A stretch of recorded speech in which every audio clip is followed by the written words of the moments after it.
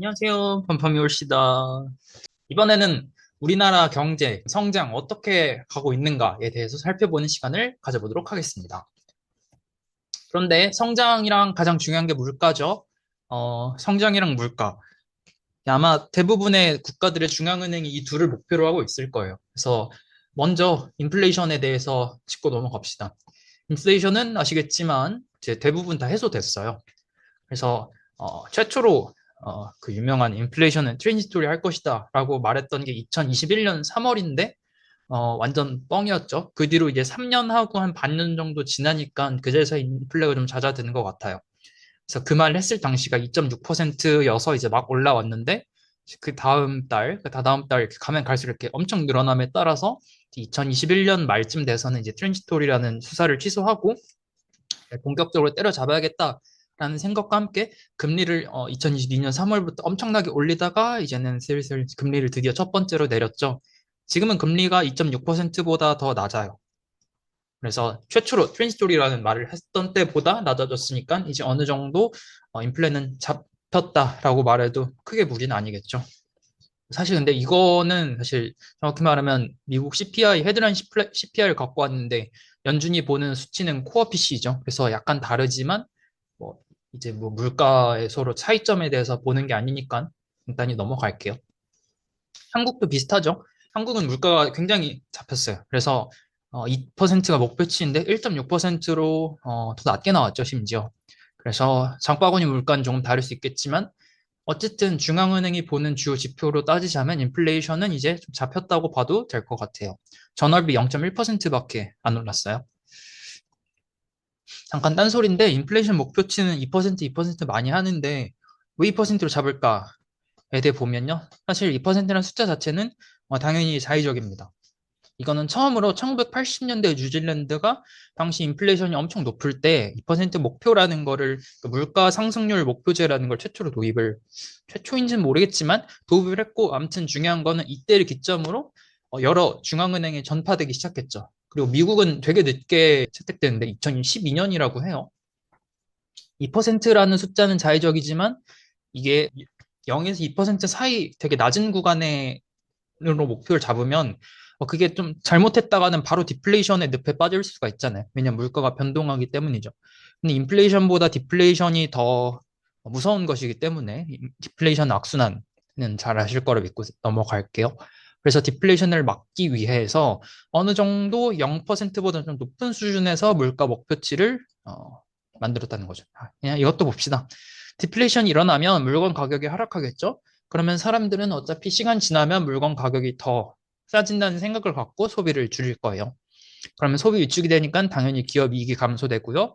생산 및 고용도 당연히 감소되겠죠. 그러면 경기 침체가 발생하니까 다시 디플레이션이 찾아온다. 악순환이 된다. 이겁니다. 그리고 인플레이션이 어느 정도 높아야지 이게 피셔의 실질금리 저기 식을 보시면 실질금리는 명목금리에서 기대 인플레이션을 차감한 값이잖아요. 근데 기대 인플레이션이 2%가 아니라 엄청 낮게 봐 0.5% 이렇게 잡으면 명목금리를 아무리 낮게 잡아봐야 실질금리가 하한이 마이너스 0.5%가 되죠. 그런데 기대 인플레이션이 2%로 잡혀 있으면 명목금리를 0%로 했을 때 실질금리가 사실상 마이너스 2%까지 내려갈 수 있기 때문에 어느 정도 통화 부양, 경기 부양에 대한 좀 룸을 좀 열어놨다고 보시면 됩니다.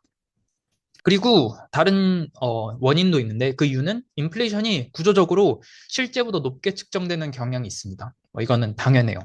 첫 번째로는 대체 효과를 볼 수 있는데요. 어떤 물건의 가격이 오른다고 합시다. 인플레이션이 찾아오면 동시에 모든 물건의 가격이 오르는 게 아니죠. 서로 순차적으로 뭐 이 물건 오르고 저 물건 오르고 그렇게 될 텐데 그 과정 속에서 어떤 물건의 가격이 오르면 소비자들은 대체재, 좀 싼 대체재를 찾겠죠. 그렇게 된다면 소비자가 실제로 느끼기에는 물가보다 더 적게 느끼는 겁니다. 물가를 측정할 때는 그 선정한 물품들의 종류와 비중들이 고정되어 있는데 이런 물가를 측정할 때 얘네들은 자의적으로 조절이 되지 않잖아요. 하지만 소비자들은 실제로 장바구니에 뭔가 물건을 담을 때 싼 가격의 물건을 많이 담기 때문에 실제로 느끼는 물가는 약간 작다는 거, 지표보다는. 그리고 두 번째는 품질 효과. 이거는 주로 전자기기처럼 혁신, 이렇게 품질이 갈수록 좋아지는 물건에 해당되는데 물건 가격이 동일해도 품질이 오르면 물건 가격은 하락한 게 맞죠. 왜냐하면 동일 품질에 대해서 물건 가격을 적게만 줘도 살 수 있으니까요. 그런데 이런 미세한 품질 변화를 반영하는 건 당연히 불가능하겠죠. 수치화하는 것도 어렵고 일일이 그걸 다 보는 것도 어렵고 옛날에 200만 원짜리 던 컴퓨터를 요즘 사려면 엄청 엄청 낮겠죠. 2만 원보다 낮아질 테니까 사실상 물가가 하락했다고 보는 게 맞습니다. 물론 지금은 똑같이 200만 원짜리 컴퓨터를 품질을 엄청나게 높여서 팔기 때문에 뭐 물가 변동은 뭐 낮아지지 않고 오히려 올랐다고 볼 수도 있겠지만 근데 사실 전자기기 물가는 계속해서 낮아지고 있습니다. 이건 팩트예요. 통화정책을 집행하는 대부분의 중앙은행 양대 목표가 물가와 고용은 다른 말로 하면 성장이죠.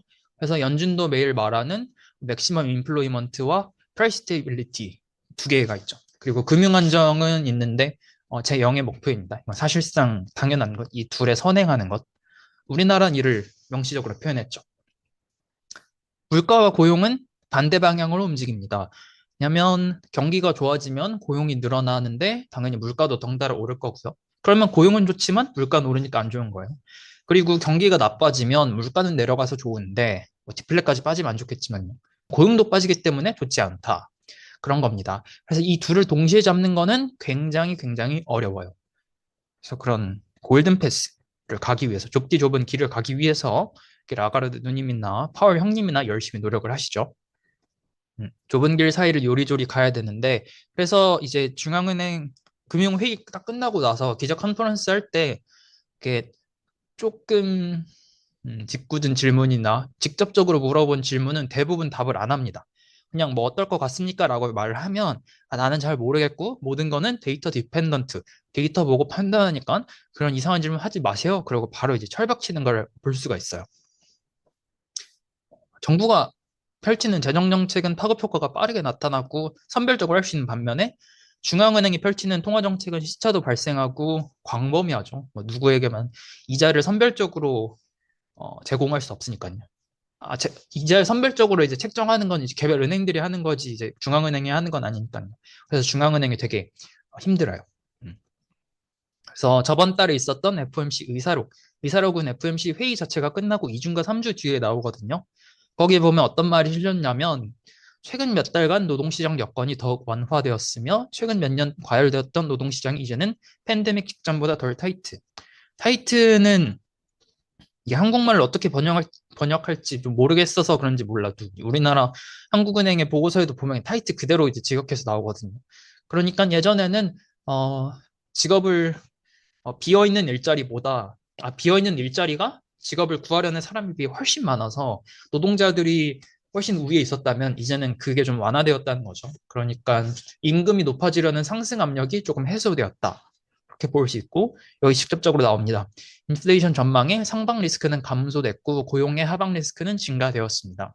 그러니까 이제 물가는 어느 정도 때려잡은 것 같으니까 이제는 고용, 성장이 망가지는 것을 조금 신경 쓰자라고 대놓고 의사록이 이렇게 나왔죠. 그 당시에 이제 50bp를 인하했으니까요. 그럼 미국은 그러면 확실히 알겠어. 미국은 인플레이션 잡힌 것 같고 성장은 뭐 어떤 지표에 따르면 좋게도 나오고 있지만 어쨌든 하강하고 있는 건 확실해요. 우리나라의 경우는 어떤지 봅시다. 우리나라가 현재 어느 상태인지 알기 위해서는 경기 순환 사이클을 알 필요가 있죠. 경기 순환은 확장, 후퇴, 수축, 회복하는 이렇게 왔다 갔다 하는 경제 흐름이 계속 반복되는 건데요. 회복하고 확장할 때는 뭐 경제가 기지개를 펴고 일자리도 늘어나고 그런 반면에 후퇴할 때는 뭐 다 같이 망하는 그런 거죠.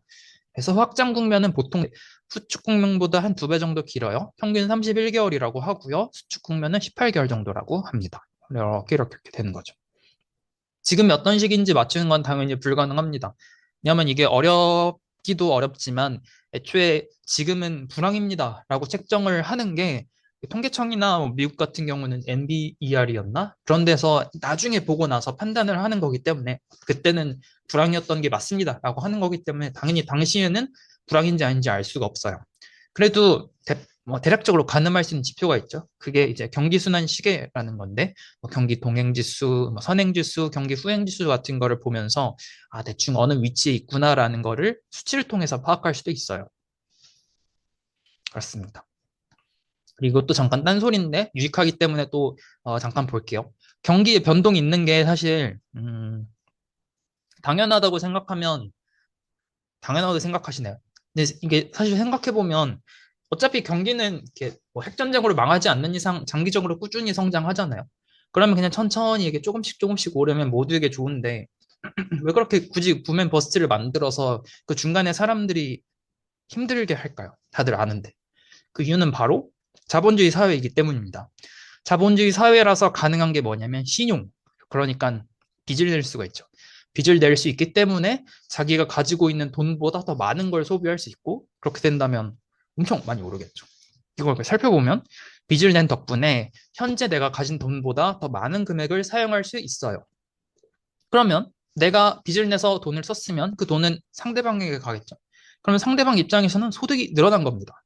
그러면 나의 소비와 상대방의 소득이 동시에 뻥튀기가 돼요. 그러면 만약에 신용이 없었을 때, 그러니까 내가 갖고 있는 돈만 소비할 수 있었을 때보다 빚을 내서 소비할 수 있었을 때는 성장이 더 크게 나겠죠.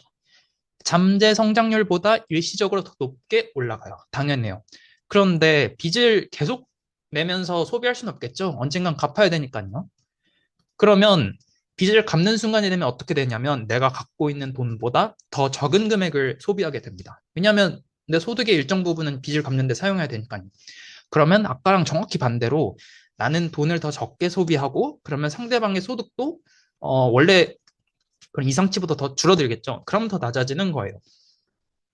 이거 관련해서 정말 정말 좋은 영상이 있는데 레이 달리오가 만든 How the Economic Works라는 게 있거든요. 그 영상은 여기 링크에 보시면 되는데 유튜브 아래 링크에도 달아둘게요. 되게 좋아요. 사람은 부채를 갚기보다는 더 많이 빌리고 쓰려 하는 경향이 있죠. 인간의 본성입니다.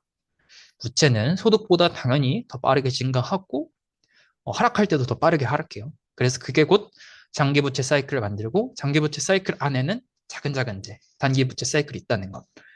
좋으니까 꼭 보세요. 좋습니다. 그러면 한국은행이 쓴 글을 통해서 우리나라 경제는 지금 어디 있는지를 봅시다. 일단 되게 신기한 게 있는데 의외로 GDP는 저점을 찍고 2023년 2분기니까 1년 반 전이죠. 그때 저점을 찍고 상승하고 있어요. 반면에 동행지수는 고점을 찍고 내려오고 있죠. 그걸 보면 약간 둘이 좀 혼재되어 있다는 걸 알 수 있어요. 정확히 우리 경제가 지금 어디에 있지? 근데 GDP 말고 내수 GDP를 확인해 보면 이 GDP 변화가 달라지는 걸 알 수 있죠. 내수 GDP는 앞에 내수라는 게 쓰여 있듯이 일반 GDP랑 다르게 국내 소비, 국내 투자, 국내 정부 지출 등 국내로 한정된 겁니다. 그러니까 수출로 인한 효과를 뺀다는 거죠. 그렇게 내수 GDP로 보면 내수 GDP는 역시 동행지수처럼 아래로 하강하고 있다는 걸 알 수 있어요. 거의 22년 3분기, 4분기부터니까 한 2년 정도 계속 하락하고 있네요. 그런데 경제 규모는 뭐 수출 산업이 더 클지는 몰라도 임직원, 종사자의 수는 대부분이 내수산업, 중소기업이잖아요. 그렇기 때문에 실제로 서민들이 체감하는 경기는 하락한다, 좀 나쁘다, 그렇게 느낀다고 볼 수가 있어요. 왜 이렇게 나쁘냐?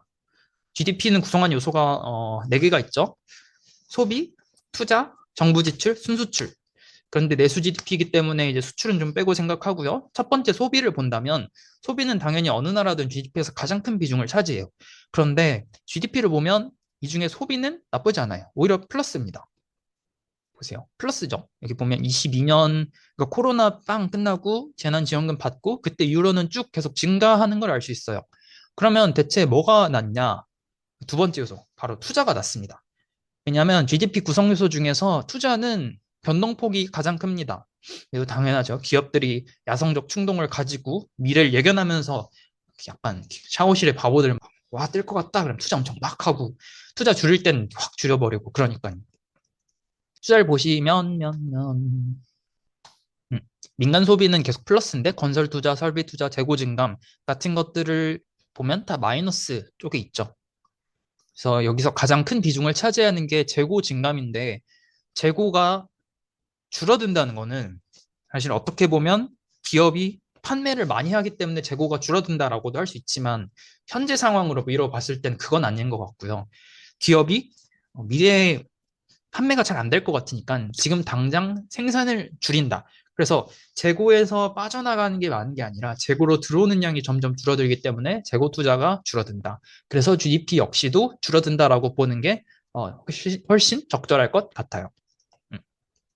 그래서 한국은행 보고서에는 사실 이것들을 종합해서 그래도 우리가 핵심적으로 보는 지표는 GDP인데 GDP는 올해 상반기에는 2.8%까지 높아졌죠. 그래서 수치 자체가 높고 수출이 되게 잘 되고 있기 때문에 경기 침체라고 보긴 어렵다고 했지만 사실 제가 생각하기에는 아까 말씀드렸듯 수출 관련 소수의 대기업에만 집중 분배되고 있기 때문에 그다지 대표성이 있는 것 같진 않아요. 대부분의 서민들이 느끼기에는 우리나라가 성장을 하고 있나 잘 모르겠고요.